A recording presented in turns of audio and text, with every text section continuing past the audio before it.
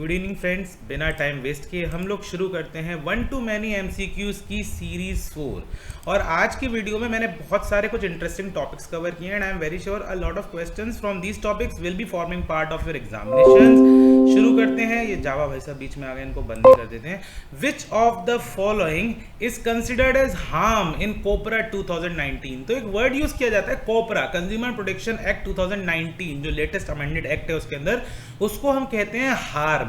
तो हार्म मतलब आप जानते हैं कि किस तरह का होता है, ये डिफाइन किया गया है कंज्यूमर प्रोटेक्शन एक्ट में। तो उन्होंने कहा कि फिजिकल हार्म को आपने हार्म कहा है, मेंटल एगोनी यानी कि मानसिक प्रताड़ना को भी आपने हार्म कहा है, इमोशनल डिस्ट्रेस किसी को करना वो आपने हार्म कहा है, या ऑल ऑफ दी अबव को हार्म कहा है। तो यहाँ पे जल्दी से हम लोग ये चीज़ों को एक्सप्लेन कर लेते हैं। भाई, injury also means any harm. पहली बात तो इसका answer all of the above है। ये सभी अगर किसी प्रोडक्ट या किसी सर्विसेज को लेने की वजह से किसी भी व्यक्ति को इनमें से कोई भी इश्यू होता है, he suffers through physical harm, he suffers through mental agony और emotional distress, it will be considered as harm for the purpose of consumer protection act 2019। Same is for injury. Injury also means any harm cause to body, mind and property as well. तो अगर किसी की defaulted, मान लीजिए आपने एक refrigerator लिया और उस रेफ्रिजरेटर के कंप्रेशर में ब्लास्ट होने की वजह से आपकी प्रॉपर्टी को नुकसान पहुंचा है, that will also be considered as injury to property. तो ये चीज हमें अच्छे से ध्यान रखनी है। और क्या इंपॉर्टेंट पॉइंट्स हैं जो कि कंज्यूमर प्रोटेक्शन एक्ट के संदर्भ में आपके पेपर में पूछे जा सकते हैं। What is RTP? That is restrictive trade practice. It means a trade practice which tends to bring about manipulation of price. Restrictive trade practice क्या होते हैं कि आप गलत प्राइस पर प्रोडक्ट को बेच रहे हो, या फिर होर्डिंग करना, सामान को रोक के रखना, जमाखोरी जिसको कहते हैं, या ऐसी कंडीशंस क्रिएट करना जिसकी वजह से मार्केट में फ्लो ऑफ सप्लाईज जो है वो रुक जाए, घट जाए, बढ़ जाए, जिसकी वजह से कस्टमर को अनजस्टिफाइड कॉस्ट देनी पड़े या रिस्ट्रिक्शंस लग जाएं। जैसे कि हम अक्सर बात करते हैं ना कि जमाखोरी हो गई है, होर्डिंग हो गई है, ब्लैक मार्केटिंग शुरू हो गई है, वो सब क्वालिफाई करते हैं रिस्ट्रिक्टिव ट्रेड प्रैक्टिस में। और एक होता है अनफेयर ट्रेड प्रैक्टिस। तो प्लीज अपने पेपर के कॉन्टेक्स्ट में याद रखिएगा कि RTP और UTP अलग अलग चीजें। अनफेयर ट्रेड प्रैक्टिस ये ऐसी ट्रेड प्रैक्टिस है कि आप दुकानदारी करते समय गलत माध्यमों का सहारा ले रहे हैं, जैसे घटतोल, यानी आप कम वजन कर रहे हैं, you are under weighing the articles और you are adulterating the articles, मिलावट करना, वो सारी चीजें जो होती हैं वो आता है अनफेयर ट्रेड प्रैक्टिस में। तो अनफेयर ट्रेड प्रैक्टिस और रिस्ट्रिक्टिव, इसको रिस्ट्रिक्टिव से समझिएगा। रिस्ट्रिक्शन मतलब रोक लगाना, रिस्ट्रिक्शन लगाने वाले कार्य हैं वो रिस्ट्रिक्टिव ट्रेड प्रैक्टिस में आते हैं, और जो गलत मॉरली इनकरेक्ट वर्क्स हैं वो अनफेयर ट्रेड प्रैक्टिसेस के अंदर आते हैं। एक वर्ड है spurious goods. Spurious goods, spurious goods, spurious goods, ये ऐसे गुड्स हैं जो कि falsely claimed to be genuine है, जिसको हम कहते हैं फर्स्ट कॉपी। तो स्पेशली बताया गया है कि भाई ऐसे गुड्स को क्या कहते हैं, ये कहते हैं। तो आपके पेपर में there are high chances that they might ask you a question that the goods which are falsely claimed to be genuine are called what? Your answer is right here in front of screen. आप please मुझको बताइएगा, क्या ये वाला answer, ये वाला word आप लोगों ने पढ़ा था? It was aware, you guys were aware of it? And please interactive session ही रखिए, इसको नॉन इंटरेक्टिव मत बनाइएगा। प्लीज रिप्लाई करते रहिएगा, even if I am offline आप जरूर मुझको बताने की कोशिश करिएगा, जिससे आने वाले 2-3 दिन में मैं बहुत इंप्रूव कर सकूं अपने MCQs की क्वालिटीज को। तो this is a very important term, this is a very important term, this is a very important term, it might form part of your examination. What are the monetary jurisdiction of district commission? तो भाई इसके ऊपर group में भी काफी ज्यादा बहस चल रही है कि डिस्ट्रिक्ट कमीशन की मॉनेटरी ज्यूरिसडिक्शन क्या है। तो right answer is 50 lakh rupees. पहले ये 1 करोड़ था, अब 50 लाख हो गया है। स्टेट का अप टू 2 करोड़ था, पहले अप टू 10 करोड़ है। नेशनल का अबव 2 करोड़ कर दिया है, पहले अबव 10 करोड़ था। अब बात करते हैं कि भाई ये कब से एप्लीकेबल हुआ या नहीं हुआ, किसी एग्जामिनेशन में आने के इसके क्या चांस है। तो जरा ये पढ़ लीजिए, ये है the gazette of India and the date is 30 December 2021। So those who are reading it in terms of inspector post examination, you very well know yes this is applicable for your examination। यहाँ clearly दिया गया है, English में आपको दिखा देता हूँ। District commission is not exceeding 50 lakh rupees, state commission 50 lakhs to 2 crore rupees and national commission exceeding 2 crore rupees। ये PDF में मेरे पास मौजूद है, it is right here, this is a 2-page amendment। This is gazette, so it is officially already done 30 December 2021। इसको मैं यहाँ से बंद कर देता हूँ, आपको चाहिए तो आप डाउनलोड कर लीजिए, नेट पे बड़े इजीली अवेलेबल है। इसे कर देते हैं बंद और मैं आ जाता हूँ वापस अपनी पीपीटी की तरफ। तो अब आंसर्स हैं ये वाले, but it is no big deal. आप पुराने वाले आंसर्स को भी याद रखिएगा, क्योंकि आपके पेपर में हो सकता है कि पेपर पहले सेट कर लिया गया हो तो वो आपसे उसी कंटेक्स्ट में पूछ ले। So there is no big deal. जैसे मैंने PMJJY PMSBY के लिए कहा कि आप दोनों प्रीमियम्स याद रखिए, इसका भी बहुत मुश्किल नहीं। 50 लाख 1 करोड़, अबव 2 करोड़, पहले अबव 10 करोड़ था, अप टू 10 करोड़ था, और अबव 2 करोड़ हो गया, पहले अबव 10 करोड़ था। तो ये इसका राइट आंसर है ना। Understand difference between defect and deficiency, this is very very important. Why कि डिफेक्ट क्या होता है, डेफिशिएंसी क्या होता है, ये दोनों कंज्यूमर प्रोटेक्शन एक्ट में बताए गए हैं। How many of you are aware about it? Can someone tell me what is defect and what is deficiency?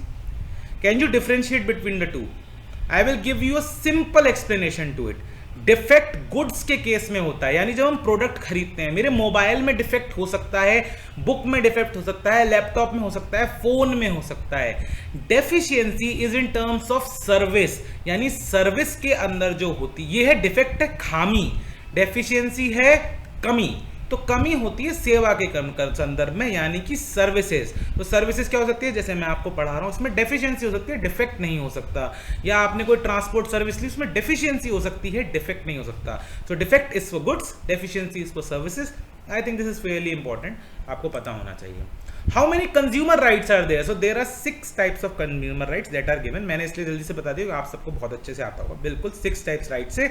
ये 6 के 6 राइट्स को अच्छे से याद कर लीजिएगा, because there might be a question in your examination in which they might list 4 or 5 consumer rights and they might ask you which of them is a consumer right. तो आपको पता होना चाहिए कि प्रोटेक्टेड अगेंस्ट, या informed, या assured of variety, right to be heard, seek redressal and right to consumer awareness. ये 6 rights है कंज्यूमर के जो बहुत ही ज्यादा इंपॉर्टेंट हैं, आपको पता होना, बिकॉज क्लियर कट इसी बेस से क्वेश्चन जरूर आएगा। So there are 6 rights and they might ask you in which section of the Consumer Protection Act these rights are given. So I will show you something right here.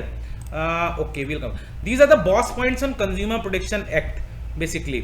So I think आप इसको जो है मैं आपके साथ share कर चुका हूं ऑलरेडी, एक वीडियो भी इसका ऑलरेडी मौजूद है। तो अगर आप लोगों को कोई प्रॉब्लम है कंज्यूमर प्रोटेक्शन एक्ट में कोपरा में, तो आप लोग डेफिनेटली इसको वीडियो को देख सकते हैं।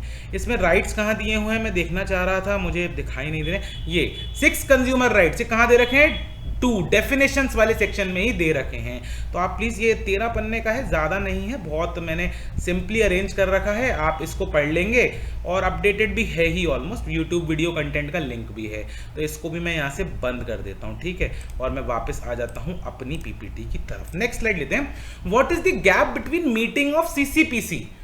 जो हमारी सेंट्रल कंज्यूमर काउंसिल है उसकी मीटिंग, यानी यहाँ पे नेशनल कमीशन की बात हो रही है, तो यहाँ पे मैंने लिख दिया है सेक्शन 3 में CCPC में 1 मीटिंग एवरी ईयर है। स्टेट काउंसिल जो है उसकी 2 मीटिंग्स एवरी ईयर है। डिस्ट्रिक्ट काउंसिल जो है उसकी less than, not less than, दोनों की मतलब दोनों की मिनिमम 2 होनी चाहिए। और सेंट्रल काउंसिल ऑफ प्रोटेक्शन जो है, ये मैं कुछ गलत लिख गया हूं, 1 मीटिंग एवरी ईयर इसकी होनी ही चाहिए। एक और चीज बताई गई है CCPA सेक्शन 10 में बताया है ये जरा हम देख लेते हैं। मैंने खैर बंद कर दिया है, बट नो प्रॉब्लम्स। मैं आपको बताऊं, ये सारे वो बॉस पॉइंट्स हैं जो मैं आपके साथ ऑलरेडी शेयर कर चुका हूं। तो जरा हम सेक्शन 10 को एक बार देख लेते हैं फटाफट से। सेक्शन 10 में दे रखा है establishment of central consumer protection authority. ये एक अथॉरिटी होगी जो कि बहुत सारे काम करेगी इस एक्ट से related. Section 10 is very important. They might ask you in which section central consumer protection authority has been established. It is section 10 of the consumer protection act. Central consumer protection council CCPC, इसमें clearly देखा council shall be held every year. तो ये मैंने यहाँ आपके लिए compile कर दिया है। तो आपको ये भी पता होना चाहिए, ये भी पता होना चाहिए, not less than 2 meetings and 1 meeting every year. Section 3 CCPC के बारे में है। और CCPA वैसे ही हो गया जैसे TRAI, आप वो दूसरा वाला वीडियो देख लीजिएगा, उसमें मैंने डिटेल में इसको बता दिया है, बट ये इंपॉर्टेंट है, मीटिंग्स वाला पूछ सकता है। In how many days appeal is to be made to state commission against an order of district commission? तो आप ये ध्यान रखिएगा, मैंने नीचे कंपाइल किया है, 45 डेज है। डिस्ट्रिक्ट कमीशन से स्टेट कमीशन, या सुप्रीम कोर्ट नहीं है, स्टेट कमीशन 45 डेज का टाइम है। State commission to national commission 30 days का टाइम है। और अपील के डिस्पोजल का टाइम 90 डेज है। ऑल दीज आर गोल्ड, ये गोल्ड मोमेंट्स हैं आपके एग्जाम्स के लिए, ये कोपरा में पूछे जाने वाली चीज़ें हैं। District commission to state commission 45 days में अपील कर लीजिए, state commission to national commission you have to appeal within 30 days and 90 days is the disposal time by the national commission to supreme court another time it's 30 days. If penalty is impose, मैं मान के चल रहा हूँ कि district commission has impose some penalty and appeal has been made to the state commission, in that case appeal can be made after 50% of amount। यानी अगर कोई पेनल्टी इंपोज करी है आपने, मान लीजिए किसी कंपनी के खिलाफ कोई डिफेक्ट को लेके, गुड्स को लेके, डिफेक्ट को लेके बात कही थी और उसमें उन्होंने जो हमारी डिस्ट्रिक्ट कमीशन है उसने कोई ऑर्डर्स सुनाए और इम्पोज की पेनल्टी, तो अगर वो अपील करेंगे तो अपील से पहले इट इज मैंडेटरी कि 50% ऑफ अमाउंट डिपॉजिट हो, चाहे इस अपील के केस में, चाहे इस अपील के केस में, चाहे इस अपील के केस में। तो कोर्ट अपील तभी सुनेगा जब आप 50% अमाउंट को डिपॉजिट कर देंगे। No appeal in case of settlement by mediation. So COPRA जो था 2019 उसमें एक स्पेशल चीज नई आई थी, दैट वाज अबाउट मीडिएशन। तो मैं आपको बता दूं, यहां पे आप सिंपली मेरे इसमें जाइएगा और मीडिएशन को सर्च कर लिएगा, मेडिकेशन हो गया सॉरी, मीडिएशन। तो ये मीडिएशन दे रखा है कहां, रेफरेंस टू मीडिएशन सेक्शन 37, यानी बीच बचाव, यानी बीच में आकर भी मीडिएट करके भी किसी मैटर को सुलझाया जा सकता है।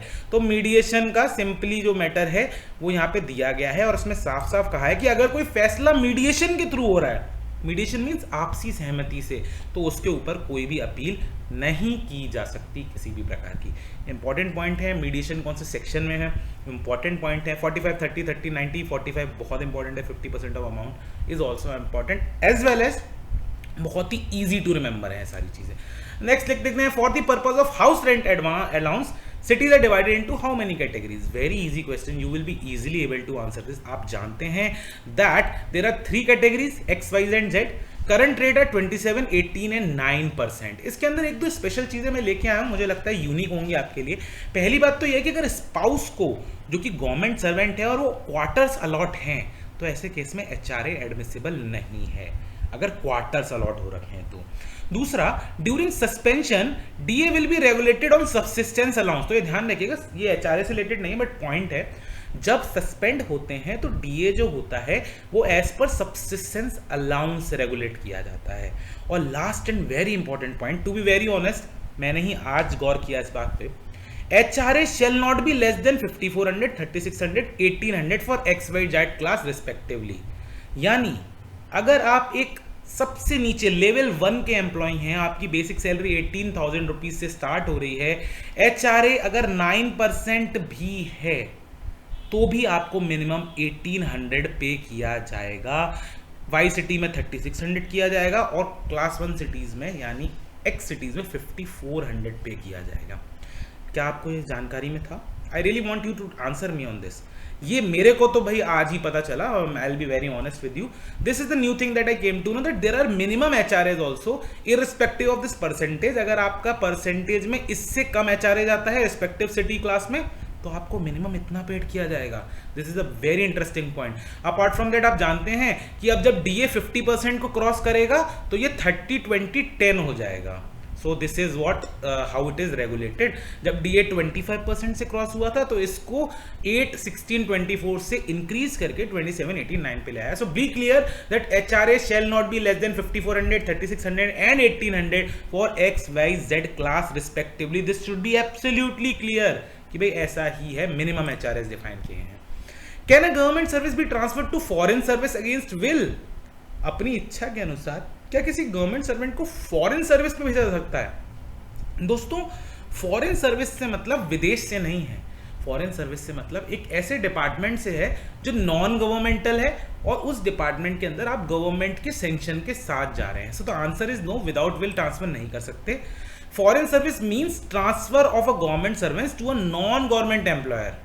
पीरियड ऑफ डेपुटेशन, ये एक इंपॉर्टेंट है, 5 years होता है मैक्सिमम, और एज पर RR जो भी रिक्रूटमेंट रूल्स में दिया हो या एज पर approval. So here important point is 5%। तो भाई जो पीरियड ऑफ डेप्यूटेशन है ना आपका, वो 5 साल से ज्यादा इन जनरल नहीं हो सकता है। 5 ईयर्स से ज़्यादा नहीं हो सकता है। Rates of deputation, duty allowance, ये मैंने यहाँ पे लिख के दिए हैं, इसको ज़रा ध्यान से देख लीजिए। अगर आप डेपुटेशन पे हैं तो 5% मैक्सिमम 4500 अगर आप सेम स्टेशन पे डेपुटेशन पे हैं, एंड 10% मैक्सिमम 9000 अगर आप अदर किसी स्टेशन पे डेपुटेशन पे हैं, in all other cases. So please from here period of deputation is maximum 5 years. Rates of deputation duty allowance is given here. Foreign service क्या होता है? Transfer of government servant to a non government employer but after approval of the government employer. पिछली बार भी आप जानते होंगे there were many questions, there were at least 2 questions from foreign service rules, तो वो इंपॉर्टेंट है, वो हमारी स्वामी हैंडबुक के अंदर दे रखी है, एक बार देख लीजिएगा, अच्छा है। Whether it is necessary to hold inquiry in case of major penalties, very important question. बताइए भाई, first of all you tell me which is the section of CCA rules जिसमें ये मेजर पेनल्टीज का प्रोसीजर दे रखा है, please बताएं। Please be interactive, I really need you here. Yes, you all know it is rule number 14 and it is absolutely not necessary. ये necessary नहीं है। किस केस में नहीं है?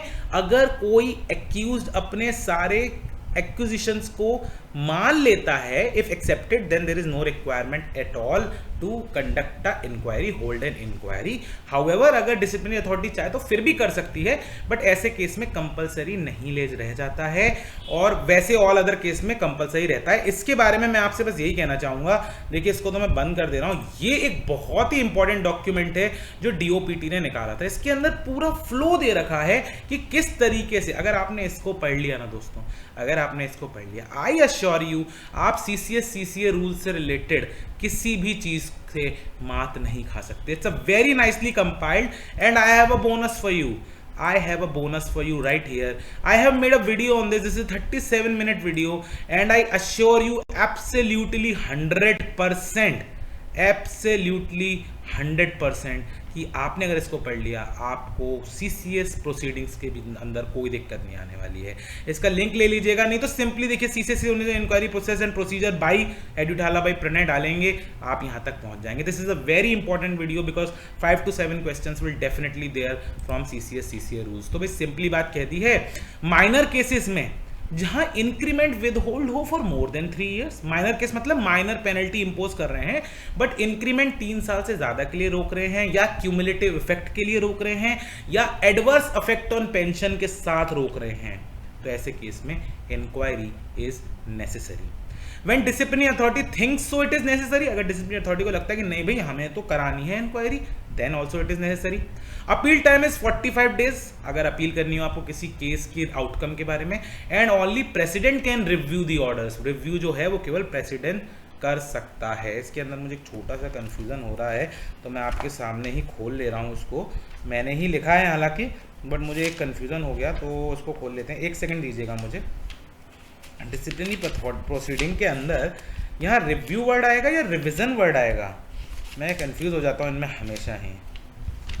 रिव्यू आएगा, रिविजन आएगा, बिल्कुल रिव्यू आएगा। Revision can be done but by the authorities higher to the imposing authorities, but review can only be done by the president. So please note this, it is not necessary to hold inquiry and all these points are given to you. Suspension is given in rule number, which rule number of CCA?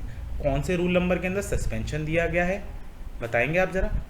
Suspension rule number 10 में दिया गया है, but here very important is that for GDS it is put off duty and it is rule number 12। GDS के लिए put off duty हो जाता है और रूल नंबर 10 के अंदर जाता है, 12 के अंदर जाता है, तो ये भी इंपॉर्टेंट है in terms of inspector post examination. So please note this, for GDS conduct and engagement rules 2020 it is put off duty rule number 12 and suspension is given in rule number 10 of the CCA। तो ये आपको ध्यान रखना है। Deem suspension when detention imprisonment conviction exceeding 40 days, deem suspension के cases हैं, आप देख लीजिएगा कि भाई डीम सस्पेंशन कब कब होता है। Order of suspension must be reviewed before 90 days, आप जानते हैं।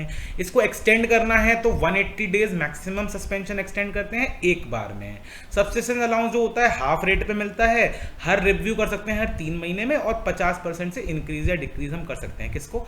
सब्सिस्टेंस अलाउंस को। और भी अच्छे क्वेश्चन है सब्सिस्टेंस अलाउंस से लेके इनमें से कौन सी मैंडेटरी रिकवरी या सब्सिस्टेंस अलाउंस है?